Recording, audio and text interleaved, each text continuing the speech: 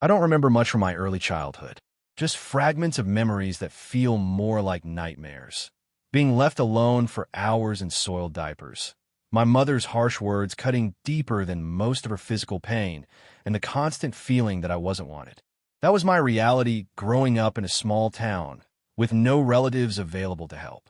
My mother moved us to southern Nevada when I was 3. I later learned this was to escape from people looking for me, but at the time, I just knew we were alone. No grandparents, no cousins, no extended family ever visited.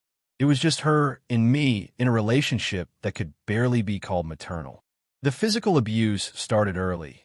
Slaps that gradually became punches, being locked in closets for misbehaving, and nights spent hungry because I had somehow disappointed her. The verbal abuse was constant, her words becoming the voice in my head that often invaded my sleep. Worthless, burden, mistake. I believed her. Why wouldn't I? She was my mother, the only person in my world who was supposed to love me unconditionally. School became my sanctuary. I excelled academically, partly because I was naturally inclined toward mathematics, and partly because I'd do anything to avoid going home. Teachers would occasionally notice bruises or my withdrawn behavior and alert my mother, who was skilled at deflection. Several times, she moved us to a different school district whenever too many questions were asked. Diane Ingalls stopped paying for anything I needed when I was 15 and informed her that I got a job in a department store on afternoons and weekends.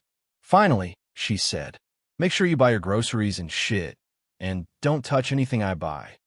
On payday, I'd split my earnings and usually only had enough for bus fare after I bought food, personal care items, clothes, and shoes.